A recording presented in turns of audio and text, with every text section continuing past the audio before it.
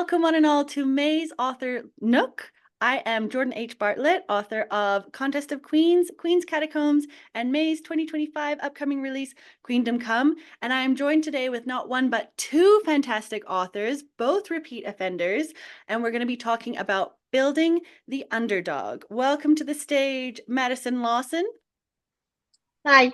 Hi. And welcome to the stage, Brielle D. Porter. So Madison Lawson wrote The Registration, which is already out, and The Registration Rewritten, which comes out in October. And The Registration has won an IBPA Benjamin Franklin Silver Award for Mystery and Thriller, and an IPPY Bronze Award in the audiobook category for 2023. Brielle D. Porter wrote the novel Jester, and that one has won a Gold Teen Fiction Benjamin Franklin Award and a Silver IPPY in the category of Best First Book for 2023. So we are surrounded by greats today. I mentioned that they're both repeat offenders because Madison joined me on an episode called How to Dystopiate Your Future. You can have a look at that one if you're interested. Brielle joined me on an episode called Enemies to Lovers and Deadly Magic. So with all of that housekeeping out of the way, can I please hear a little bit about yourself and a little bit about your novel or novels? And we'll start with you, Brielle. Yeah, hi, I'm Brielle. I live on a farm in North Idaho, and I wrote Jester, which is basically my enemies to lovers take on The Prestige, if you guys have seen that movie. So, quick summary. Lisette will do anything to be chosen as Queen's Jester, but her rival, the irritatingly handsome Luke, possesses the one thing Lisette does not, real magic. So, Dun, dun, dun. And then Madison, can you tell us a little bit about yourself and your novels? Yes. Hi, I'm Madison. I live in Texas now. I just moved back not long ago from North Carolina. And I have two books, The Registration and The Registration Rewritten. And The Registration is basically, the idea is that most people have the legal right to murder one person in their lifetime, but they have to register the person beforehand, and then they have 2 weeks to complete it. And our main character, Linnell, gets registered, and she has 2 weeks to survive. And then The Registration Rewritten starts right after the registration ends. And now Linnell finds herself with way more power than she ever thought she could have, and that she knows what to do with, and way more enemies than she had in the first book, with much higher stakes if she fails. Ain't that always the way? And Registration Rewritten, I don't think I mentioned, that's coming out in October of this year, 2024. Yes. Right? Yes. Yes, October 1st. October 1st. Oh, my birthday. Huh, happy birthday to me. So both Lisette and Linnell are underdogs in their stories, at least when they start. I know in Registration Rewritten, she's a bit of an underdog in an overdog position. So they're both underdogs in these systems that are much more powerful than they are. Lisette is a magic-less entertainer in a magic-filled world, and Linnell is the surprise heir of a law-sanctioned murder system with roots much deeper than she could have imagined. What drew you both to writing an underdog character, and what message did you hope that readers walked away with after the fact? And we'll start with you, Madison.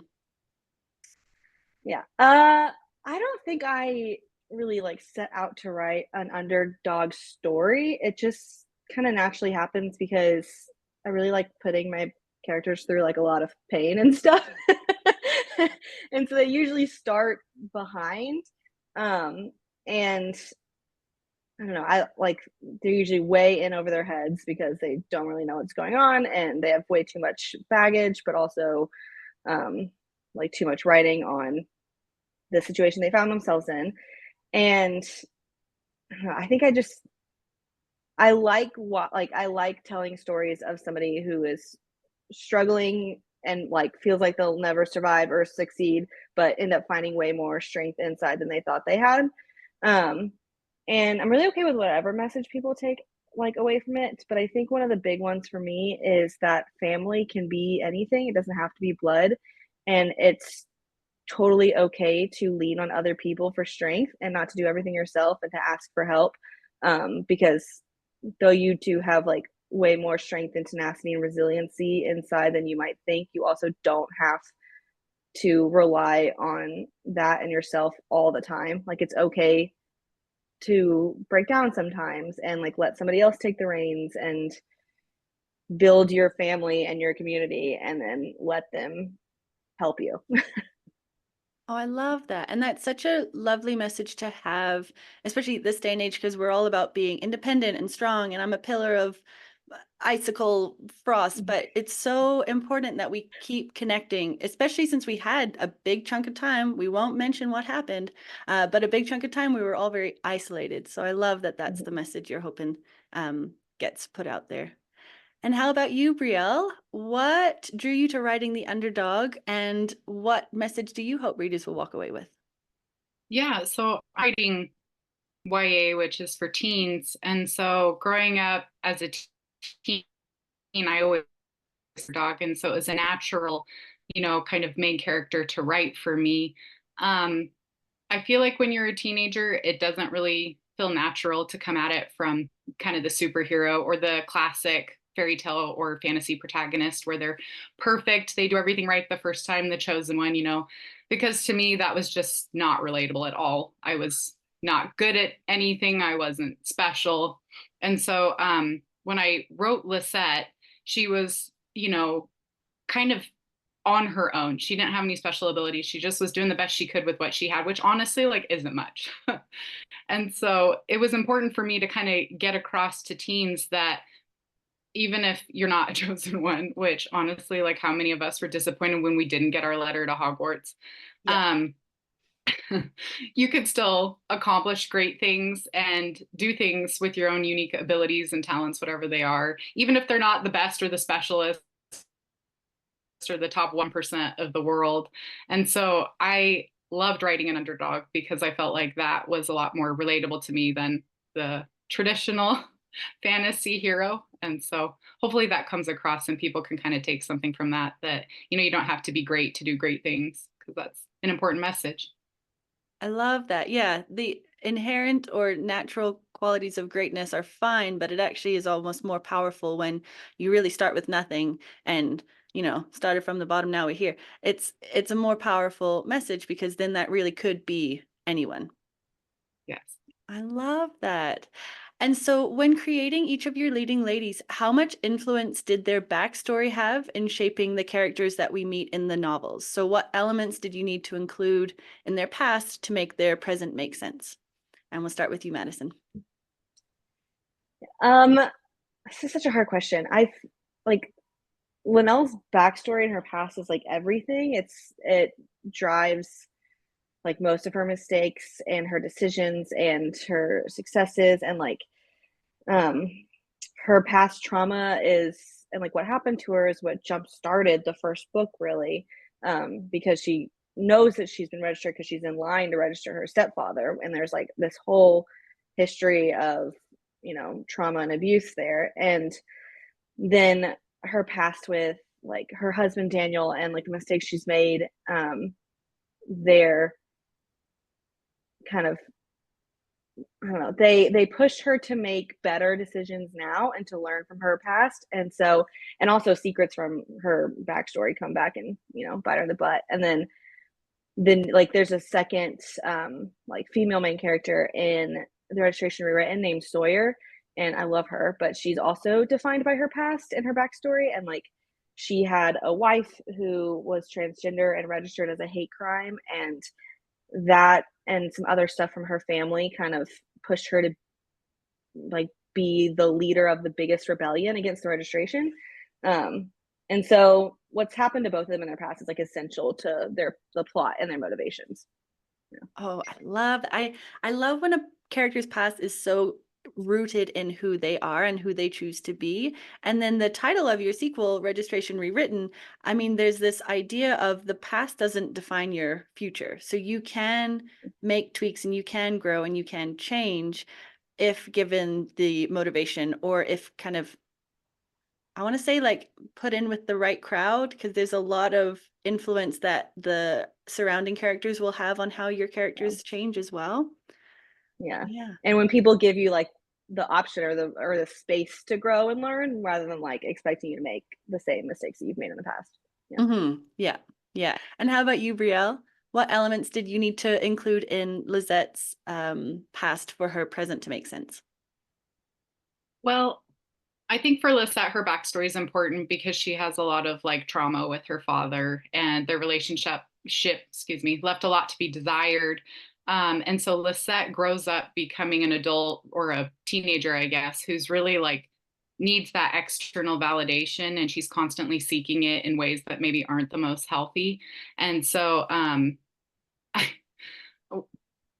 I was able to write her as a character that would do a lot of things we normally wouldn't do because she had this kind of trauma and background feeding into this, so that hopefully that her choices were a little more believable, because she does do some things that most of us would never do. She does some pretty unbelievable stuff. And I wanted to have a character that would do anything for what they wanted. Um, and so her father's lack of, love and affection as a parent, and he pretty much, you know, constantly chose his other son over her, kind of made her into this adult who was looking elsewhere for that attention. And her character arc really is a lot about, okay, where am I looking for this attention from? Where am I getting it from? And where should I be looking it for? And it kind of teaches her the importance of, you can't choose your family relationships, which a lot of us, are dealing with as adults. But you can kind of choose the people in your life, similar to what Madison was saying. You can kind of choose your family, and you can choose these important relationships. The ones that you're born into don't have to define you later on, even though they do shape us to a point, I think. And I love that in both of your novels, because often the underdog does have some tragic piece to do with their family. And I love that there's that huge element in both your novels where it's like, well, my family didn't do it for me. They didn't support me in the way I needed, or I had to burn some bridges in order to be the person I wanted to be. So I'm gonna go find my heart outside of that family unit. I'm going to find the people who are going to build me up. And I love Brielle in Jester. There's that scene, and I don't know how closely these scenes are. I've paired them in my mind, but Lisette pretty much stabs herself from the inside with trying to swallow a knife, trying to swallow a sword to get the I crowds. think about that all the time. I know, right? It's like, it's a very visceral scene. So she, swallows the sword, and then she's alone, and her friend, the lion tamer, I can't remember her name, sorry, comes and is there for her. And it's like she's gone from this, I'm on stage, everybody loves me, but now they've gone home to their families, and I have cut internally myself because I wanted to make them love me. And she's got this one friend who shows up, and I just think it's that difference of like quality versus quantity in the people that you surround yourself with. Yeah, and finding people who can see you. Both characters have moments in their novels or series where they lower their lone wolf walls and let someone in. That can be very tricky, and a very tricky transition to pull off while writing. So what were you each careful to include to make that shift feel earned and feel believable? And we'll start with you, Brielle. Yeah. So for Lisette, she doesn't have many friends. In fact, I think when we start out, she doesn't have any friends. And so part of her character growth, she had to let people in and learn how to do that. And so the two characters, well, there's three characters, I guess, including the love interest, but the three characters that she lets in are all kind of damaged in some way. They're all vulnerable. And I had to have them that way because she wasn't going to let anyone else in. And so these had to be really deeply flawed characters that she was okay letting her guard down around, because she's such a deeply protective character. She's used to defending herself. She's used to looking out for herself, and she's not used to breaking down those walls. And so in the case of all of them, and this is why Luke, the love interest, is so hard for her to kind of let in, and she doesn't trust him, is because on the surface he does seem very perfect and like he has everything together. And so naturally she doesn't trust him. And so over the course of the novel, we see him break down into something more real and easier for her to kind of understand. And once he is vulnerable with her, then she's able to kind of let down her walls with him. And then in the case of the other two characters, Killian and Yasmin, they are also both characters that kind of put on a face, but they also allow people in. And so she's able to befriend them and kind of let down her walls and realize that you can't really be a lone wolf. to do anything, you do need people. And so that was an important realization for her. Yeah, and I think too, realizing it's not a weakness to need someone Yes. because you have strength in numbers and sometimes you'll be needed, sometimes you are doing the needing. And so it's that give take relationship, which is hard for someone who's been taken from all their life, or sorry, been giving all their lives to then receive. Yes. And how about you, Madison? How did we become less of a lone wolf and more of a, yeah, people are all right? Yeah. I mean, there's some of it in the first book, but in the second book specifically, in Rewritten, I was like really careful to include distrust. Because like the main thing that I was super excited to explore in this book was Sawyer and Linnell's relationship. Um, and I wanted them to work together, and I knew that like without their circumstances, if they were just two women, that they would be friends. But their circumstances do exist, and they're way too big to overlook. Like who they are, who people expect them to be, what they stand for, who they need to be, all that stuff works against their alliance and their friendship. And on the outside, it's like nobody would expect them to work together or to trust each other or any of that. And so neither could trust each other so soon or too soon, or takes a while, if they ever really do. And both are like constantly questioning their own judgments and the other's motives. And yeah, I had to be careful as the writer to be like, to slow myself down and be like, okay, she would not let her in this quickly, even though I want her to, because I want them to be friends. It's just not, it's not believable, it's not accurate, it's not like, nothing about their situations makes it easy for them to let the other one in.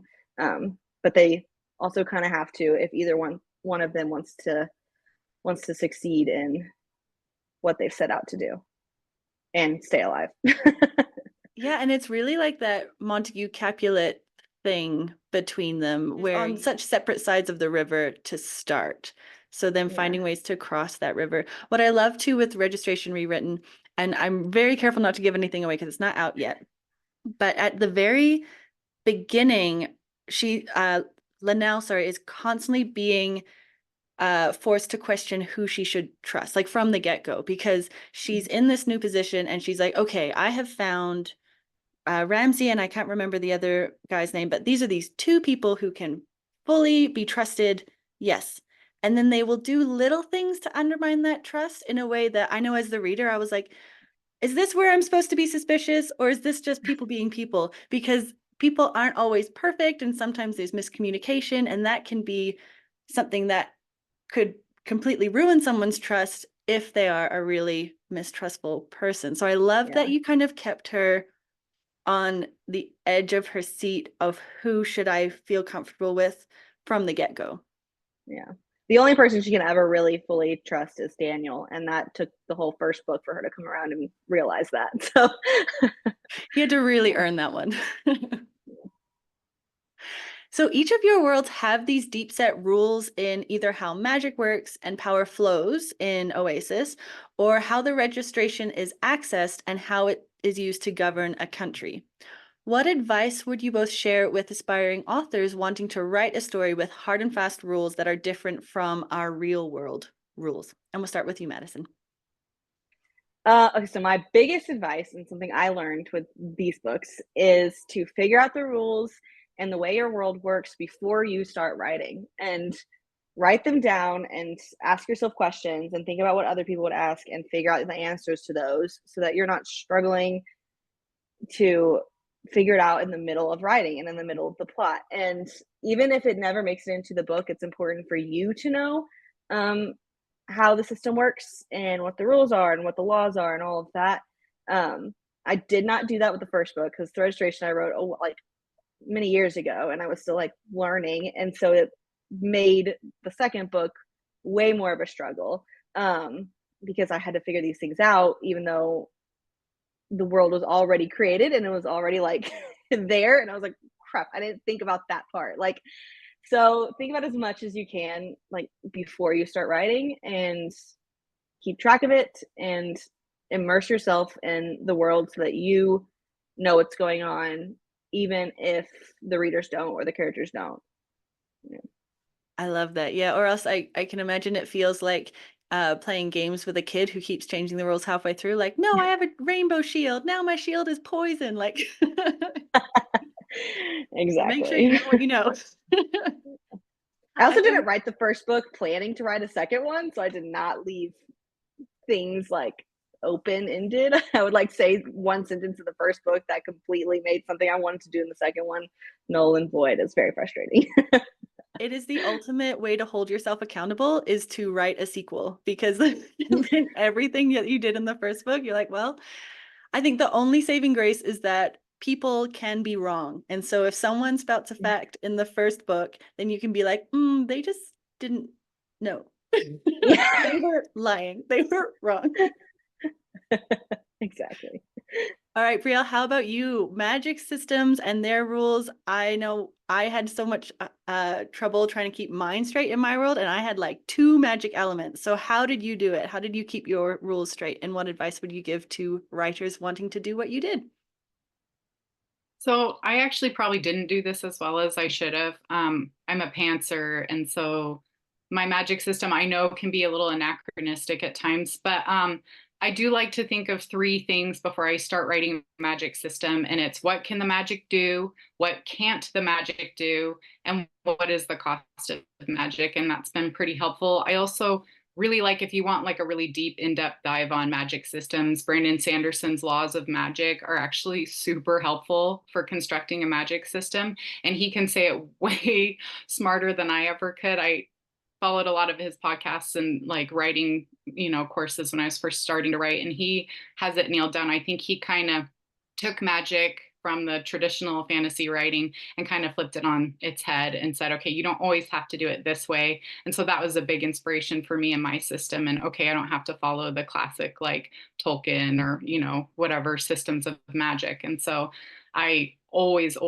refer to his stuff before I even start writing. And like Madison said, it's super important just to catch yourself later to make sure that that's all figured out, because that was something I struggled with, is it was anachronistic. And so there's parts where it's like I had to go back and change because it didn't make any sense, or it ended up with a lot of rewriting for myself, which I don't recommend. But the good thing is that you can go through so many drafts until you get that polished manuscript, and no one has to know that you were pantsing it the whole time and had to rework a magic system. But you're right, it does save time if you've got it nailed down at first. Yeah. Oh, that's too funny. And what is something that you each included in your novels that you geek out over? So we'll start with you, Madison. Um, Probably some like random facts that I learned while, consuming true crime, whether it's podcasts or books or whatever. Like that turning off your phone doesn't stop it from being tracked. Like just because stuff doesn't mean people can't track it. Or that you don't have to wait 48 hours to like report a missing person. You can do it immediately. That's not a law. It's never been a law. I don't know why they say it. So stuff like that I like including. Oh, cool. That's why I didn't know that if you turn your phone off, people can still track you. Not that I'm Yeah. worried about being tracked, but that's a fun fact to know, you know? Yeah. Back in the day, you could like take the battery out and that would stop it from being tracked, but now you can't really take the battery out of like smartphones. Like it's a whole process to take a battery out of an iPhone. That is wild. Oh, cool. So you've got some little peppery pieces in there from true crime. And then I know last time we chatted, you were talking about doing the personality. Was it the 7? The Enneagram types, the The 9 Enneagram. Enneagram Did you types. do that for Yeah. the sequel as well, or just the? Yes. That's really helpful for me when I'm figuring out a character. And so Linnell is like super similar to me, but Sawyer is not. Like Sawyer is the exact opposite. And I kind of did that on purpose because I tend to write people like me because it's easier because I understand my own brain. So for Sawyer, I kind of picked an Enneagram type, specifically one from my sisters, because I know my sister, even though it's the exact opposite of me, but I put in the work to know her so that we, won't hate each other. Um, and even though I never mentioned the Enneagram in the book, it's very like, at least to me, it's very clear what type all these people are. Like it's really clear what Daniel is and what type Sawyer is, and Linnell and Ramsey and all that. So yeah. Very cool. Yeah. And it gives you a kind of a roadmap on how this type of person would react to this type of situation if it's not Yes. just you put into a written format. Exactly. And how about you, Brielle? What is it in Jester that you really geek out over? For me, it was definitely the illusion scenes. I've always been like super fascinated by magic in Vegas on all that. And so it was really fun to do like a huge deep dive into how these illusionists create these shows, and all the behind the scenes stuff. So I got to research everything from like sword swallowing, which we brought up, and fire eating. Like I read about these South American fire eaters who will do it at gas stations just to get like tips and stuff. And it's like they get throat cancer, like it's horrible, like horrible stuff. And like, just all these different things that people will do for entertainment, and it was pretty, eye-opening. And I hope all that comes across in the book. So. Oh, amazing. Yeah, I did love that Lizette tried a little bit of everything because I like to know how things work. And so seeing kind of the background to those pieces, and you're like, oh, wow, there's a lot of pain involved in this move if you don't do it right, or there's a lot of like kind of smoke and mirrors involved in doing something like this, which was really cool because you have obviously the magic users, and magic is just fun to read about, but reading about things that maybe I could pull off was very, very fun too. Not that I would ever swallow a sword, but I could, and that's the point. Exactly. Could you each share your favorite quote or passage from your novel? And we'll start with you, Madison. Yeah. Okay, so it's hard to pick. I would say, because it fits kind of the theme of what we've been talking about, there's this one part where it's part of a bigger conversation between Sawyer and Linnell. And I don't want to tell what it is because it would be a huge spoiler. But I feel like it encapsulates what I would personally consider the book's theme. So Sawyer says, if we were all judged based on our blood connections, then no generational curse would ever be broken. And then Linnell says, I've never thought about it quite like that, but you're right. Expecting someone to be just like their family members doesn't give them much incentive to be better. And I like that one. So Amazing. And that kind of links back to that idea of you can't pick your family, but you can pick who you consider family, and you can pick who you surround yourself with, and you can choose your own destiny. It's not this predetermined, my family were all jugglers, now I must be a juggler. yeah. Yeah. Exactly. And how about you, Brielle? Yeah. I love that quote, Madison. That's really cool. I picked one. It's kind of at the point where Lisette's becoming a little disenchanted with her life choices. And it says, my whole life has become an illusion, I realize, but at least they always applaud at the end. And it's just kind of, she's at her breaking point in that point. And I just like it. It's kind of like what's behind the glitz and the glamour, the reality.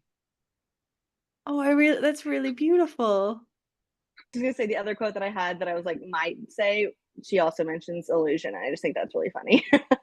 So where can we find you both online for updates and upcoming projects? My website is just madisonlawson.com, and then you can find like links to everything on there. But my Instagram is at Madison Lawson, and my Twitter is Madison Lawson 96. Wonderful. Nice and easy. And how about you, Brielle? So I'm on Instagram and Twitter, and my handle's the same on both. It's at Briellums. I also am on my website, which is brielledporter.com. And I'm not super active online, but I do try to show up once in a while. We're busy writing books, right? We can't always be online. Yeah, let's go with that. Yeah.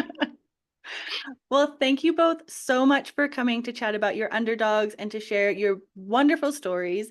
Again, we've got Brielle D. Porter, author of Jester, which has been out for over a year now, since 2023, I think.